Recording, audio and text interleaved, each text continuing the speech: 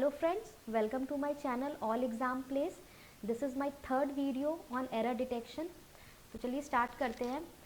Exams में क्या होता है, एरर डिटेक्शन के क्वेश्चंस में एक सेंटेंस दिया रहता है, ठीक है, और उस सेंटेंस को कुछ पार्ट्स में डिवाइड कर दिया जाता है इस तरह के स्लैश दे के.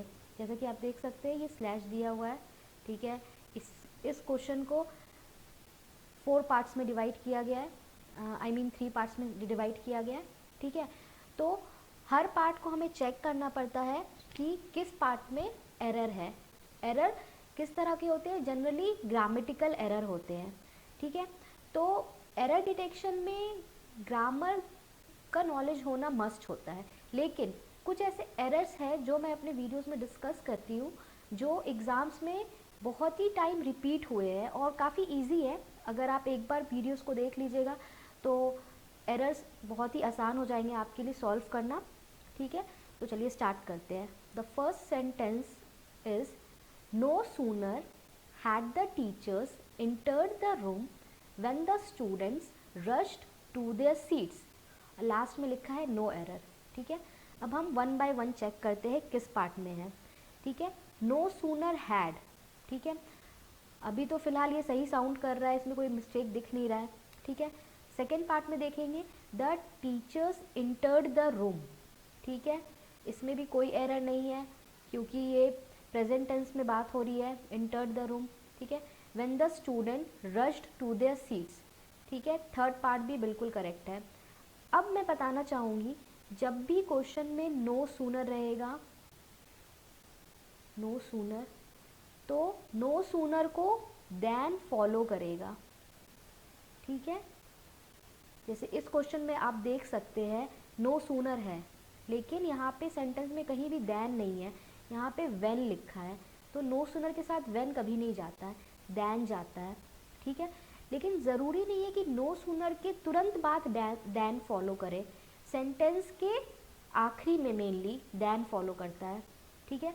तो किस पार्ट में हमारा एरर हो गया, इस पार्ट में. यहाँ पे व्हेन की जगह देन होना चाहिए था. अब आते हैं सेकेंड सेंटेंस में. On seeing the great wall of China the tourist exclaim that it was the most unique work of architecture.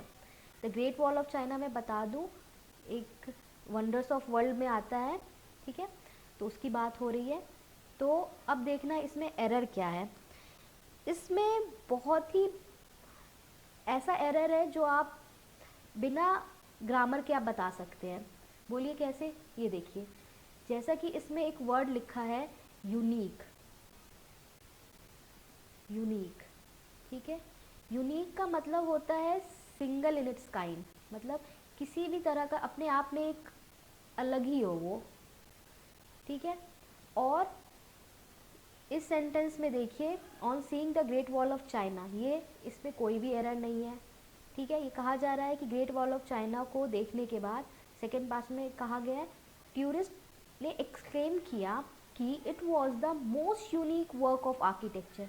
तो मैं आपको बता दूं मोस्ट और यूनिक एक ही सेंस में है, या कह सकते हैं एक मीनिंग है दोनों का. जैसे हम कहते हैं she is the most beautiful girl, most यानी सबसे ज़्यादा, ठीक है. सबसे ज़्यादा, जिससे ज़्यादा और कोई होना, ठीक है. तो यूनिक और मोस्ट का अगर हम कहते हैं तो एक सेम कंटेक्स्ट में कहा जाता है. तो सेंटेंस के इस पार्ट में एरर है क्योंकि यहाँ पे मोस्ट भी है, यूनिक भी है, तो कोई सेंस नहीं बनता. या तो आप मोस्ट यूज़ कीजिए या तो हम यूनिक यूज़ कीजिए, ठीक है. तो इस पार्ट में मेरा एरर है. अब आते हैं थर्ड सेंटेंस में.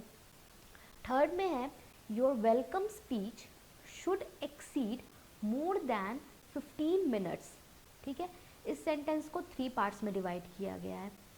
देखेंगे फर्स्ट पार्ट में क्या कहा जा रहा है, योर वेलकम स्पीच, मतलब तुम्हारा जो वेलकम स्पीच है वो 15 मिनट से ज़्यादा का नहीं होना चाहिए, ठीक है. अब देखिए जो एरर मैंने यहाँ डिस्कस किया इसमें क्या था, 2 वर्ड्स थे मोस्ट और यूनिक, ठीक है. दोनों सेम कंटेक्स्ट में कहा जाता था और मीनिंग सेम होती थी. किसी भी कंटेक्स्ट में अगर यूनिक भी कहते थे मोस्ट भी, तो मतलब वही होता था. तो सेम लाइक दैट यहाँ पे हमने लिखा है एक्सीड और मोर देन. मोर देन अगर हम कहते हैं तो उसका मतलब होता है, अगर हम कहेंगे मोर देन वन यानी एक से ज़्यादा, अगर हम कहेंगे है ना एक्सीड्स वन यानी एक से ज़्यादा, यानी दोनों का मतलब सेम हो गया। ठीक है, दोनों का मतलब सेम हो गया, तो इस पार्ट में मेरा एरर है। ठीक है, या तो एक्सीड हटा देंगे तो ये सेंटेंस करेक्ट हो जाएगा, या मोर हटा देंगे, यानी इन दोनों में से कोई एक वर्ड ही यूज़ होगा। ठीक है, अब आएंगे फोर्थ सेंटेंस की तरफ। फोर्थ सेंटेंस है the death of his grand mother was prior than that of his father, यानी इस सेंटेंस में कहा जा रहा है कि उसकी ग्रैंड मदर का डेथ उसके फादर से पहले हुआ था।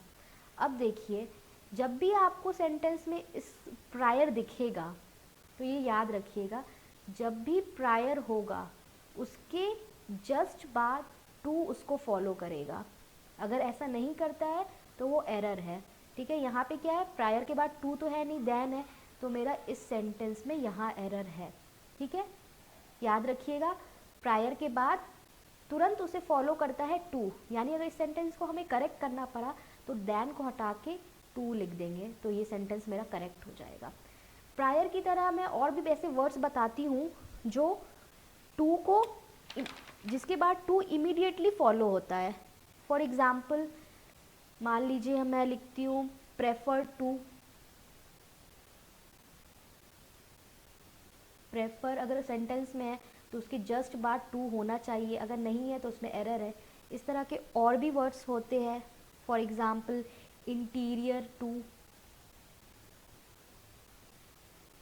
Interior to. ठीक है, और भी बहुत तरह के होते हैं, जैसे पोस्टीरियर टू, पोस्टीरियर यानी पहले का, एंटीरियर यानी बाद का। ठीक है, तो ये हो गई इसकी बात। अब आएंगे लास्ट सेंटेंस में। लास्ट सेंटेंस है I look forward to meet you during the coming festival. ठीक है, अब ध्यान से देखिएगा, इस सेंटेंस में वर्ब क्या है। ठीक है, ये है हमारा वर्ब। ठीक है, ये टू भी हमारा वर्ब है और मीट भी है। ठीक है, तो जब भी टू के बाद वर्ब होगा तो वो थर्ड फॉर्म में होना चाहिए। ठीक है, टू के बाद वर्ब हमेशा थर्ड फॉर्म में होना चाहिए। वर्ब का थर्ड फॉर्म जब भी हम लिखते हैं तो उसमें ing लगाते हैं। ये क्या होता है, थर्ड फॉर्म ऑफ वर्ब होता है, थर्ड फॉर्म ऑफ वर्ब होता है। ठीक है, तो यहाँ पे टू है और उसके इमीडिएटली बाद वर्ब है। वर्ब मैं बता दूँ, doing actions are called verb, कोई भी हम क्रिया करते हैं उसे वर्ब कहते हैं हम। ठीक है, तो यहाँ मीट है, कुछ कर रहे हैं हम, ये एक एक्शन वर्ड है।